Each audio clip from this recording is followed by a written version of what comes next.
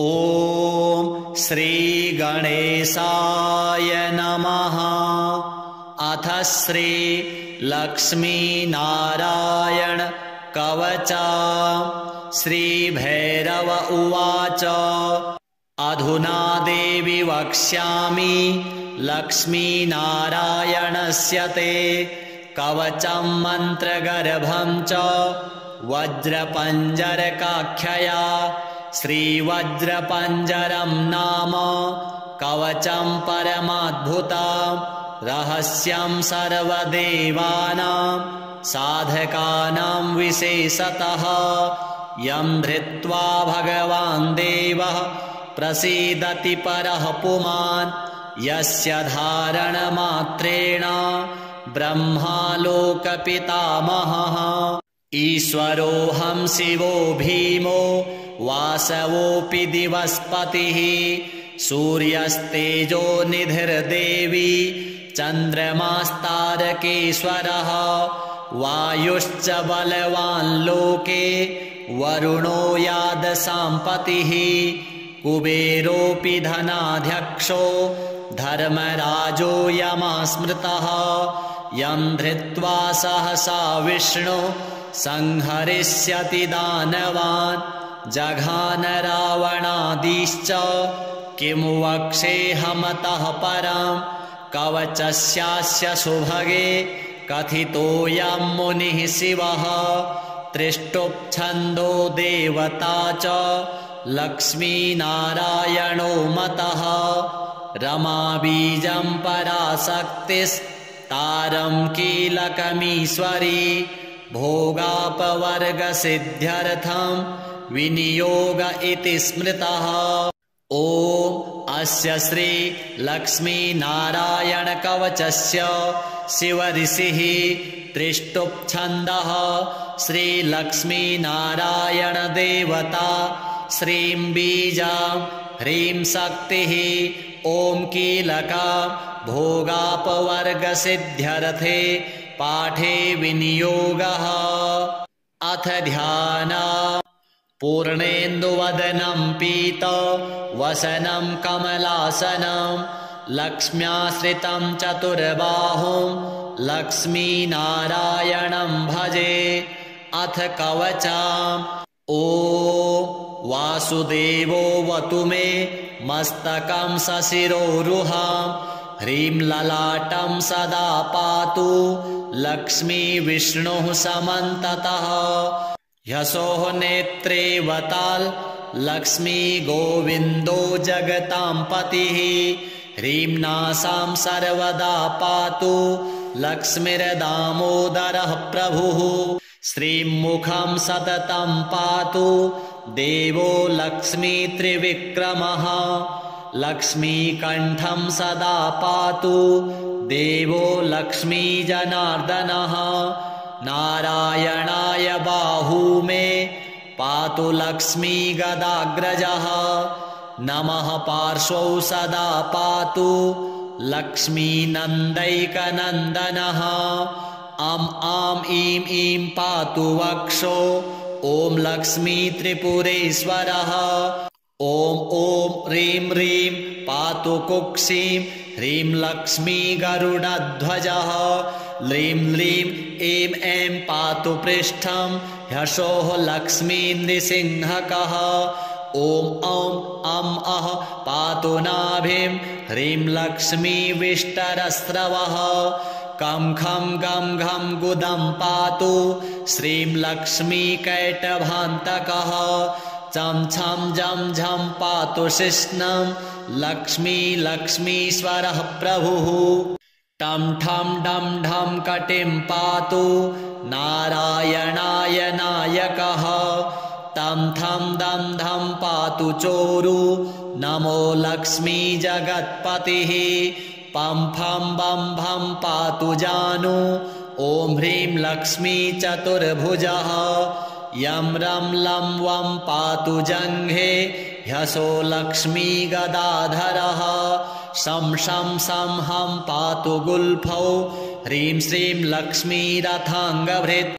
लं क्षः पादौ सदा पातु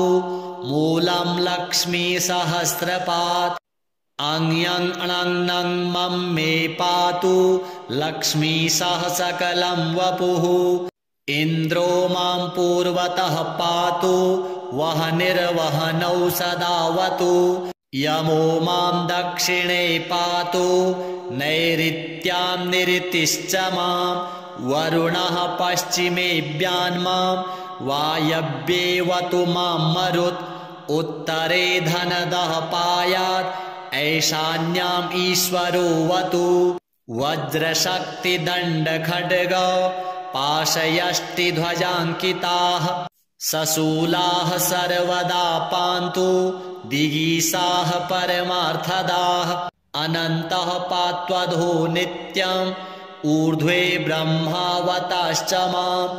दश दिक्षु सदा पातु लक्ष्मीनारायणः प्रभुः प्रभाते पातु मां विष्णुर्मध्याह्ने वासुदेवकः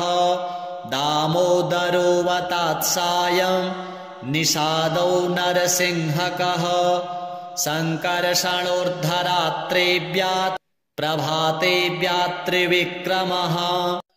अनिरुद्धः सर्वकालं विश्वक्सेनश्च सर्वतः रणे राजकुले द्यूते विवादे शत्रुसङ्कटे ॐ ह्रीं ह्सौः ह्रीं श्रीं मूलं लक्ष्मीनारायणो वतु ॐ ॐ ॐ रणराजचौररिपुतः पायाच्च मां केशवः ह्रीं ह्रीं ह्रीं ह्यः हा ह्सौ ह्सौ वहनेर्वतान् माधवः ह्रीं ह्रीं ह्रीं जलपर्वताग्निभयतः पायात् अनन्तो विभुः श्रीं श्रीं श्रीं शं शं शं लं लं प्रतिदिनं लक्ष्मीधवः पातु माम् इतीदं कवचं दिव्यं वज्रपञ्जरकाभिधं लक्ष्मीनारायणस्येष्टं चतुर्वर्गफलप्रदं सर्वसौभाग्यनिलयं सर्वसारस्वतप्रदं लक्ष्मीसंवननं तत्त्वं परमार्थरसायनं मन्त्रगर्भं जगत्सारं रहस्यं त्रिदिवौकसां दशवारं पठेद् रात्रौ रतान्ते वैष्णवोत्तमः स्वप्ने वरप्रदं पश्येल् लक्ष्मीनारायणं सुधीः त्रिसन्ध्यं यः पठेन्नित्यं कवचं मनमुखोदितं स याति परमं धाम वैष्णवं वैष्णवेश्वरः महाचीनपदस्थोऽपि यः पठेत् आत्मचिन्तकः आनन्दपूरितस्तूर्णं लभेत् मोक्षं स साधकः गन्धाष्टकेन विलिखेत् रवौ भूर्जे जपन्मनुं पीतसूत्रेण संवेष्ट्य सौवर्णेनाथ वेष्टयेत् धारयेत् गुटिकां मूर्ध्निं लक्ष्मीनारायणं स्मरन् रणे रिपून् विजित्यासु कल्याणी गृहमाविशेत् वन्ध्या वा काकवन्ध्या वा मृतवत्सा च याङ्गना सा बध्नीयान् कण्ठदेशे लभेत् पुत्राश्चिरायुषः गुरुपदे सतो धृत्वा गुरुं ध्यात्वा मनुं जपन् वर्णलक्षपुरश्चर्या फलमाप्नोति साधकः बहुनोक्तेन किं देवी कवचस्यास्य पार्वती विना अनेन न सिद्धिः स्यान् मन्त्रस्यास्य महेश्वरी सर्वागमरहस्याढ्यं तत्त्वात् तत्त्वं परात् परम् अभक्ताय न दातव्यं कुचैलाय दुरात्मने दीक्षिताय कुलीनाय स्वशिष्याय महात्मने महाचीनपदस्थाय दातव्यं कवचोत्तमं गुह्यं गोप्यं महादेवी लक्ष्मीनारायणप्रियं वज्रपञ्जरकं वर्म गोपनीयं स्वयोनिवत् श्रीलक्ष्मीनारायण देवार्पणमस्तु। श्रीभैरव उवाच अधुना देवि वक्ष्यामि लक्ष्मीनारायणस्य ते कवचं मन्त्रगर्भं च वज्रपञ्जरकाख्यया। श्रीवज्रपञ्जरं नाम कवचं परमाद्भुतं रहस्यं सर्वदेवानां साधकानां विशेषतः यं धृत्वा भगवान् देवः प्रसीदति परः पुमान् यस्य धारणमात्रेण ब्रह्मालोकपितामहः। ईश्वरोऽहं शिवो भीमो वासवोऽपि दिवस्पतिः सूर्यस्तेजो निधिर्देवी चन्द्रमास्तारकेश्वरः वायुश्च बलवान् लोके वरुणो यादसाम्पतिः कुबेरोऽपि धनाध्यक्षो धर्मराजो यमस्मृतः यं धृत्वा सहसा विष्णु संहरिष्यति दानवान् जघान रावणादिश्च किं वक्ष्येऽहमतः परं कवचस्यास्य सुभगे कथितोऽयं मुनिः शिवः त्रिष्टुप्छन्दो देवता च लक्ष्मीनारायणो मतः रमाबीजं पराशक्तिस्तारं कीलकमीश्वरी भोगापवर्गसिद्ध्यर्थं विनियोग इति स्मृतः। ॐ अस्य श्री लक्ष्मीनारायणकवचस्य शिवऋषिः त्रिष्टुप्छन्दः श्रीलक्ष्मीनारायणदेवता श्रीं बीजां ह्रीं शक्तिः ॐ कीलका भोगापवर्गसिद्ध्यर्थे पाठे विनियोगः। अथ ध्यान पूर्णेन्दुवदनं पीतवसनं कमलासनं लक्ष्म्याश्रितं चतुर्बाहुं लक्ष्मीनारायणं भजे। अथ कवचम् ॐ वासुदेवोऽवतु मे मस्तकं सशिरोरुहं ह्रीं ललाटं सदा पातु लक्ष्मी विष्णुः समन्ततः ह्यसोः नेत्रे वताल् लक्ष्मी गोविन्दो जगतां पतिः ह्रीं नासां सर्वदा पातु लक्ष्मीर्दामोदरः प्रभुः श्रीं मुखं सततं पातु देवो लक्ष्मी त्रिविक्रमः लक्ष्मीकण्ठं सदा पातु देवो लक्ष्मी जनार्दनः नारायणाय बाहू मे पातु लक्ष्मी गदाग्रजः नमः पार्श्वौ सदा पातु लक्ष्मी नन्दैकनन्दनः आं ईं ईं पातु वक्षो ॐ लक्ष्मी त्रिपुरेश्वरः ॐ ह्रीं ह्रीं पातु कुक्षिं ह्रीं लक्ष्मी गरुडध्वजः ह्रीं ह्रीं ऐं ऐं पातु पृष्ठं ह्यशोः लक्ष्मी नृसिंहकः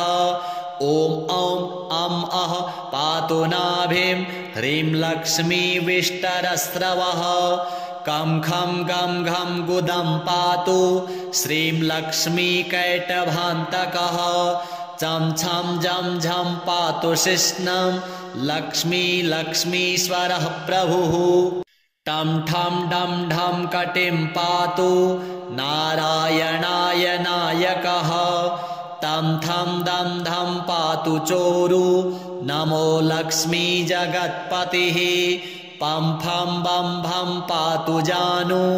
ॐ ह्रीं लक्ष्मी चतुर्भुजः यं रं लं वं पातु जङ्घे ह्यसो लक्ष्मी गदाधरः शं शं सं हं पातु गुल्फौ ह्रीं श्रीं लक्ष्मी रथाङ्गभृत् लं क्षः पादौ सदा पातु मूलं लक्ष्मी सहस्रपात् अङ्यं अणं मं मे पातु लक्ष्मी सह सकलं वपुः इन्द्रो मां पूर्वतः पातु वहनिर्वहनौ सदावतु यमो मां दक्षिणे पातु नैऋत्यां निऋतिश्च मां वरुणः पश्चिमेऽभ्यान्मां वायव्येवतु मां मरुत् उत्तरे धनदः पायात् ऐशान्याम् ईश्वरो वतु वज्रशक्तिदण्डखड्ग पाशयष्टिध्वजाङ्किताः सशूलाः सर्वदा पान्तु दिगीसाः परमार्थदाः अनन्तः पात्वधो नित्यम् ऊर्ध्वे ब्रह्मावताश्च मां दश दिक्षु सदा पातु लक्ष्मीनारायणः प्रभुः प्रभाते पातु मां विष्णुर्मध्याह्ने वासुदेवकः दामोदरोऽवतात् सायं निषादौ नरसिंहकः सङ्कर्षणोर्धरात्रेभ्यात् प्रभातेभ्यात् त्रिविक्रमः अनिरुद्धः सर्वकालं विश्वक्सेनश्च सर्वतः रणे राजकुले द्यूते विवादे शत्रुसङ्कटे ॐ ह्रीं ह्सौः ह्रीं श्रीं मूलं लक्ष्मीनारायणो वतु ॐ ॐ ॐ रणराजचौररिपुतः पायाच्च मां केशवः ह्रीं ह्रीं ह्रीं ह्यः हा ह्सौ ह्यश ह्सौ वहनिर्वतान्माधवः ह्रीं ह्रीं ह्रीं जलपर्वताग्निभयतः पायात् अनन्तो विभुः श्रीं श्रीं श्रीं शं शं शं लं लं प्रतिदिनं लक्ष्मीधवः पातु माम् इतीदं कवचं दिव्यं वज्रपञ्जरकाभिधं लक्ष्मीनारायणस्येष्टं चतुर्वर्गफलप्रदं सर्वसौभाग्यनिलयं सर्वसारस्वतप्रदं लक्ष्मीसंवननं तत्त्वं परमार्थरसायनं मन्त्रगर्भं जगत्सारं रहस्यं त्रिदिवौकसां दशवारं पठेद् रात्रौ रतान्ते वैष्णवोत्तमः स्वप्ने वरप्रदं पश्येल् लक्ष्मीनारायणं सुधीः त्रिसन्ध्यं यः पठेन्नित्यं कवचं मनमुखोदितं स याति परमं धाम वैष्णवं वैष्णवेश्वरः महाचीनपदस्थोऽपि यः पठेत् आत्मचिन्तकः आनन्दपूरितस्तूर्णं लभेत् मोक्षं स साधकः गन्धाष्टकेन विलिखेत् रवौ भूर्जे जपन्मनुं पीतसूत्रेण संवेष्ट्य सौवर्णेनाथ वेष्टयेत् धारयेत् गुटिकां मूर्ध्निं लक्ष्मीनारायणं स्मरन् रणे रिपून् विजित्यासु कल्याणी गृहमाविशेत् वन्ध्या वा काकवन्ध्या वा मृतवत्सा च याङ्गना सा बध्नीयान् कण्ठदेशे लभेत् पुत्राश्चिरायुषः गुरुपदे सतो धृत्वा गुरुं ध्यात्वा मनुं जपन् वर्णलक्षपुरश्चर्या फलमाप्नोति साधकः बहुनोक्तेन किं देवी कवचस्यास्य पार्वती विना अनेन न सिद्धिः स्यान् मन्त्रस्यास्य महेश्वरी सर्वागमरहस्याढ्यं तत्त्वात् तत्त्वं परात् परम् अभक्ताय न दातव्यं कुचैलाय दुरात्मने दीक्षिताय कुलीनाय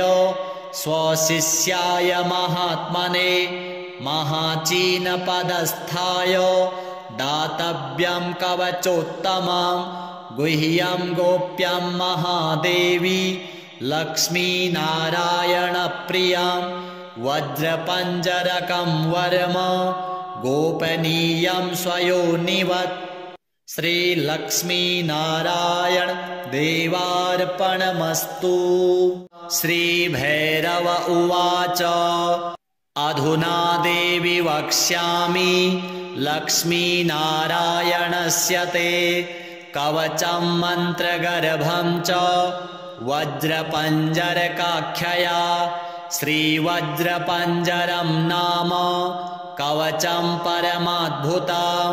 रहस्यं सर्वदेवानां साधकानां विशेषतः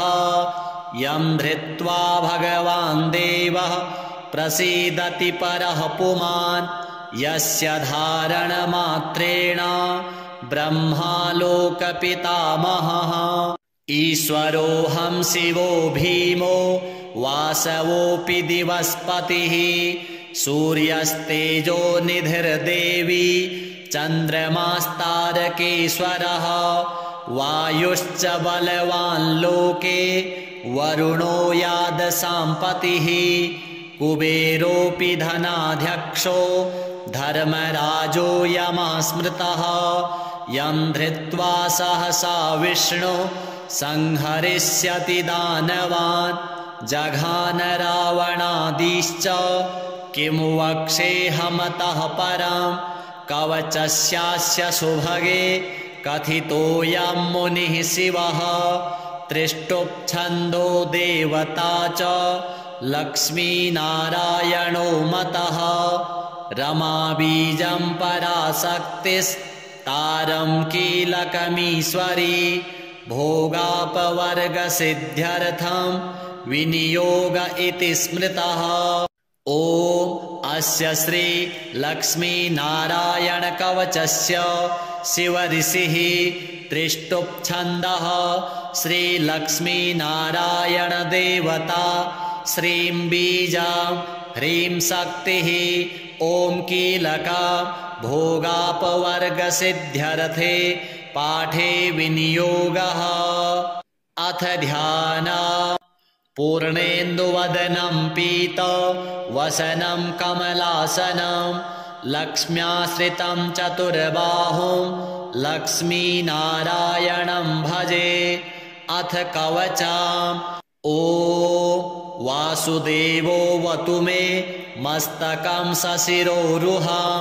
ह्रीं ललाटं सदा पातु लक्ष्मीविष्णुः समन्ततः ह्यसोः नेत्रे वताल् लक्ष्मी गोविन्दो जगतां पतिः ह्रीं नासां सर्वदा पातु लक्ष्मीर्दामोदरः प्रभुः श्रीं मुखं सततं पातु देवो लक्ष्मी त्रिविक्रमः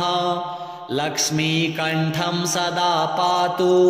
देवो लक्ष्मी जनार्दनः नारायणाय बाहू मे पातु लक्ष्मी गदाग्रजः नमः पार्श्वौ सदा पातु लक्ष्मी नन्दैकनन्दनः आं ईं ईं पातु वक्षो ॐ लक्ष्मी त्रिपुरेश्वरः ॐ ह्रीं ह्रीं पातु कुक्षिं ह्रीं लक्ष्मी गरुडध्वजः ह्रीं ह्रीं ऐं ऐं पातु पृष्ठं ह्यशोः लक्ष्मी नृसिंहकः ॐ पातु नाभिं ह्रीं लक्ष्मी विष्टरस्रवः कं खं गं घं गुदं पातु श्रीं लक्ष्मी कैटभान्तकः चं छं जं झं पातु शिश्नं लक्ष्मी लक्ष्मीश्वरः प्रभुः टं ठं डं ढं कटिं पातु नारायणाय नायकः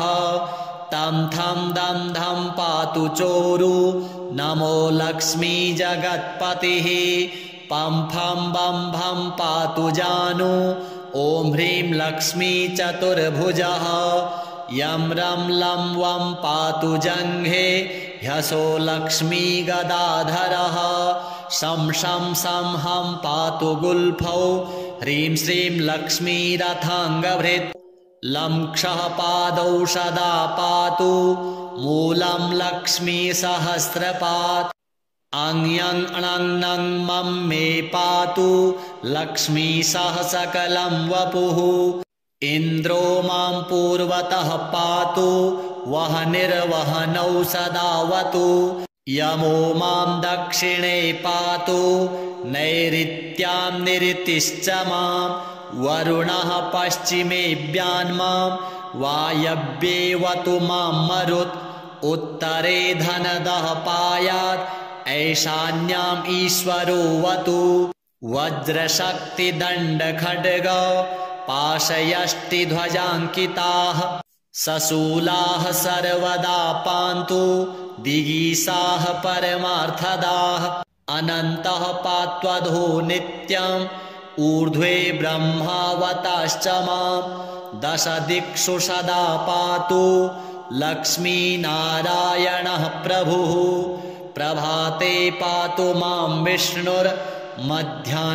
वासुदेवकः दामोदरोऽवतात् सायं निषादौ नरसिंहकः सङ्कर्षणोर्धरात्रेभ्यात् प्रभातेभ्यात् त्रिविक्रमः अनिरुद्धः सर्वकालं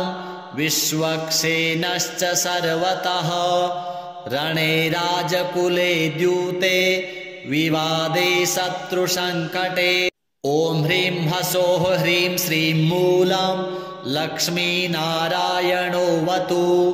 ॐ ॐ ॐ रणराजचौररिपुतः पायाच्च मां केशवः ह्रीं ह्रीं ह्रीं ह्यः हा ह्सौः ह्सौः वहनेर्वतान्माधवः ह्रीं ह्रीं ह्रीं जलपर्वताग्निभयतः पायात् अनन्तो विभुः श्रीं श्रीं श्रीं शं शं शं लं लं प्रतिदिनं लक्ष्मीधवः पातु माम् इतीदं कवचं दिव्यं वज्रपञ्जरकाभिधं लक्ष्मीनारायणस्येष्टं चतुर्वर्गफलप्रदं सर्वसौभाग्यनिलयं सर्वसारस्वतप्रदं लक्ष्मीसंवननं तत्त्वं परमार्थरसायनं मन्त्रगर्भं जगत्सारं रहस्यं त्रिदिवौकसां दशवारं पठेद् रात्रौ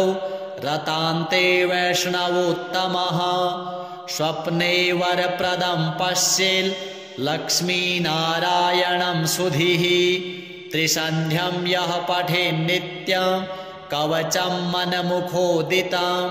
स याति परमं धाम वैष्णवं वैष्णवेश्वरः महाचीनपदस्थोऽपि यः पठेत् आत्मचिन्तकः आनन्दपूरितस्तूर्णं लभेत् मोक्षं स साधकः गन्धाष्टकेन विलिखेत् रवौ भूर्जे जपन्मनो पीतसूत्रेण संवेष्ट्य सौवर्णेनाथ वेष्टयेत् धारयेत् गुटिकां मूर्ध्निं लक्ष्मीनारायणं स्मरन् रणे रिपून् विजित्यासु कल्याणी गृहमाविशेत् वन्ध्या वा काकवन्ध्या वा मृतवत्सा च याङ्गना सा बध्नीयान् कण्ठदेशे लभेत् पुत्राश्चिरायुषः गुरुपदे सतो धृत्वा गुरुं ध्यात्वा मनुं जपन् वर्णलक्षपुरश्चर्या फलमाप्नोति साधकः बहुनोक्तेन किं देवी कवचस्यास्य पार्वती विना अनेन न सिद्धिः स्यान् मन्त्रस्यास्य महेश्वरी सर्वागमरहस्याढ्यं तत्त्वात् तत्त्वं परात् परम् अभक्ताय न दातव्यं कुचैलाय दुरात्मने दीक्षिताय कुलीनाय स्वशिष्याय महात्मने महाचीनपदस्थाय दातव्यं कवचोत्तमं गुह्यं गोप्यं महादेवी लक्ष्मीनारायणप्रियं वज्रपञ्जरकं वर्म गोपनीयं स्वयोनिवत्। श्रीलक्ष्मीनारायण देवार्पणमस्तु। श्रीभैरव उवाच अधुना देवि वक्ष्यामि लक्ष्मीनारायणस्य ते कवचं मन्त्रगर्भं च वज्रपञ्जरकाख्यया। श्रीवज्रपञ्जरं नाम कवचं परमाद्भुतं रहस्यं सर्वदेवानां साधकानां विशेषतः यं धृत्वा भगवान् देवः प्रसीदति परः पुमान् यस्य धारणमात्रेण ब्रह्मालोकपितामहः। ईश्वरोऽहं शिवो भीमो वासवोऽपि दिवस्पतिः सूर्यस्तेजो निधिर्देवी चन्द्रमास्तारकेश्वरः वायुश्च बलवान् लोके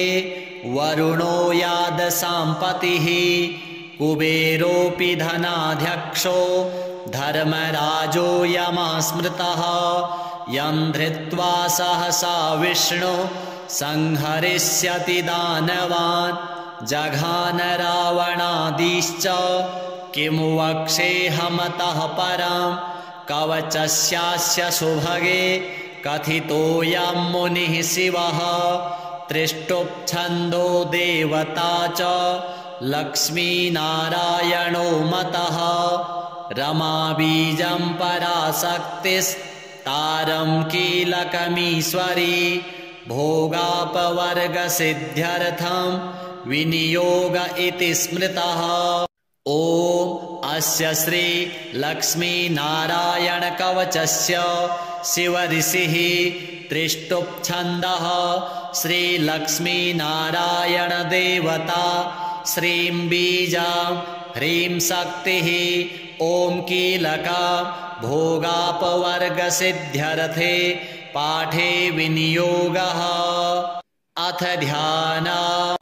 पूर्णेन्दुवदनं पीतवसनं कमलासनं लक्ष्म्याश्रितं चतुर्बाहुं लक्ष्मीनारायणं भजे। अथ कवचम्। ॐ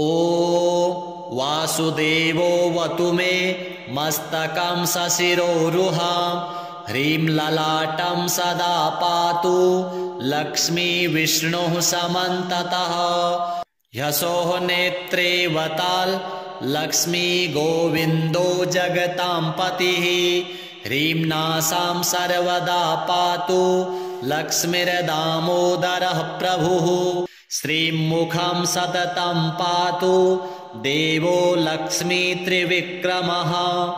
लक्ष्मीकण्ठं सदा पातु देवो लक्ष्मी जनार्दनः नारायणाय बाहू मे पातु लक्ष्मी गदाग्रजः नमः पार्श्वौ सदा पातु लक्ष्मी नन्दैकनन्दनः आं ईं ईं पातु वक्षो ॐ लक्ष्मी त्रिपुरेश्वरः ॐ ह्रीं ह्रीं पातु कुक्षिं ह्रीं लक्ष्मी गरुडध्वजः ह्रीं ह्रीं ऐं ऐं पातु पृष्ठं ह्यशोः लक्ष्मी नृसिंहकः ॐ अं पातु नाभिं ह्रीं लक्ष्मी विष्टरस्रवः कं खं गं घं गुदं पातु श्रीं लक्ष्मी कैटभान्तकः चं छं जं झं पातु शिश्नं लक्ष्मी लक्ष्मीश्वरः प्रभुः टं ठं डं ढं कटिं पातु नारायणाय नायकः तं थं दं धं पातु चोरु नमो लक्ष्मी जगत्पतिः पं फं बं भं पातु जानु ॐ ह्रीं लक्ष्मी चतुर्भुजः यं रं लं वं पातु जङ्घे ह्यसो लक्ष्मी गदाधरः शं शं सं हं पातु गुल्फौ ह्रीं श्रीं लक्ष्मी रथाङ्गभृत् लङ्क्षः पादौ सदा पातु मूलं लक्ष्मीसहस्रपात् अङ्यं अणङ् मं मे पातु लक्ष्मीसह सकलं वपुः इन्द्रो मां पूर्वतः पातु वह्निर्वहनौ सदावतु यमो मां दक्षिणे पातु नैऋत्यां निरतिश्च मां वरुणः पश्चिमेऽभ्यान्मां वायव्येवतु मां मरुत् उत्तरे धनदः पायात् ऐशान्याम् ईश्वरोऽवतु वज्रशक्तिदण्डखड्ग पाशयष्टिध्वजाङ्किताः सशूलाः सर्वदा पान्तु दिगीषाः परमार्थदाः अनन्तः पात्वधो नित्यम् ऊर्ध्वे ब्रह्मावताश्च मां दश दिक्षु सदा पातु लक्ष्मीनारायणः प्रभुः प्रभाते पातु मां विष्णुर्मध्याह्ने वासुदेवकः दामोदरोऽवतात् सायं निषादौ नरसिंहकः सङ्कर्षणोर्धरात्रेभ्यात् प्रभातेभ्यात् त्रिविक्रमः अनिरुद्धः सर्वकालं विश्वक्सेनश्च सर्वतः रणे राजकुले द्यूते विवादे शत्रुसङ्कटे ॐ ह्रीं ह्सौः ह्रीं श्रीं मूलं लक्ष्मीनारायणोऽवतु ॐ ॐ ॐ रणराजचौररिपुतः पायाच्च मां केशवः ह्रीं ह्रीं ह्रीं ह्यः हा ह्सौः ह्सौः वह्निर्वतान्माधवः ह्रीं ह्रीं ह्रीं जलपर्वताग्निभयतः पायात् अनन्तो विभुः श्रीं श्रीं श्रीं शं शं शं लं लं प्रतिदिनं लक्ष्मीधवः पातु माम् इतीदं कवचं दिव्यं वज्रपञ्जरकाभिधं लक्ष्मीनारायणस्येष्टं चतुर्वर्गफलप्रदं सर्वसौभाग्यनिलयं सर्वसारस्वतप्रदं लक्ष्मीसंवननं तत्त्वं परमार्थरसायनं मन्त्रगर्भं जगत्सारं रहस्यं त्रिदिवौकसां दशवारं पठेद् रात्रौ रतान्ते वैष्णवोत्तमः स्वप्ने वरप्रदं पश्येत् लक्ष्मीनारायणं सुधीः त्रिसन्ध्यं यः पठेन्नित्यं कवचं मनमुखोदितं स याति परमं धाम वैष्णवं वैष्णवेश्वरः महाचीनपदस्थोऽपि यः पठेत् आत्मचिन्तकः आनन्दपूरितस्तूर्णं लभेत् मोक्षं स साधकः गन्धाष्टकेन विलिखेत् रवौ भूर्जे जपन्मनुं पीतसूत्रेण संवेष्ट्य सौवर्णेनाथ वेष्टयेत् धारयेत् गुटिकां मूर्ध्निं लक्ष्मीनारायणं स्मरन् रणे रिपून् विजित्यासु कल्याणी गृहमाविशेत् वन्ध्या वा काकवन्ध्या वा मृतवत्सा च याङ्गना सा बध्नीयान् कण्ठदेशे लभेत् पुत्राश्चिरायुषः गुरुपदे सतो धृत्वा गुरुं ध्यात्वा मनुं जपन्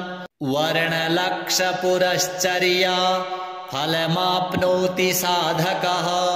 बहुनोक्तेन किं देवी कवचस्यास्य पार्वती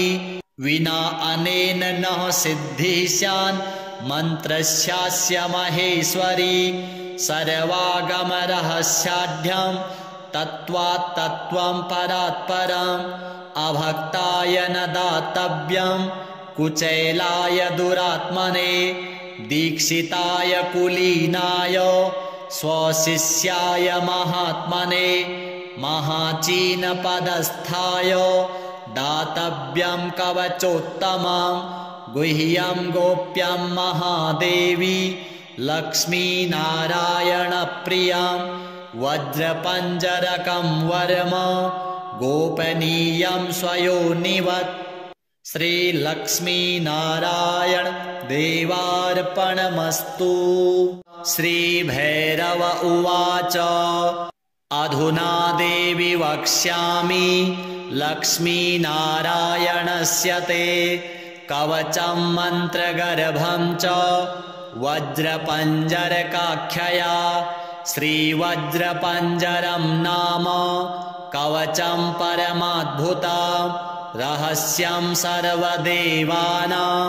साधकानां विशेषतः यं धृत्वा भगवान् देवः प्रसीदति परः पुमान् यस्य धारणमात्रेण ब्रह्मालोकपितामहः। ईश्वरोऽहं शिवो भीमो वासवोऽपि दिवस्पतिः सूर्यस्तेजो निधिर्देवी चन्द्रमास्तारकेश्वरः वायुश्च बलवान् लोके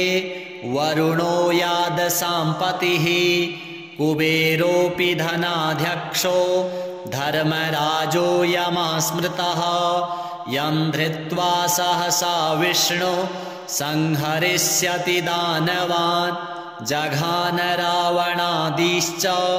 किं वक्ष्येऽहमतः परं कवचस्यास्य सुभगे कथितोऽयं मुनिः शिवः त्रिष्टुप्छन्दो देवता च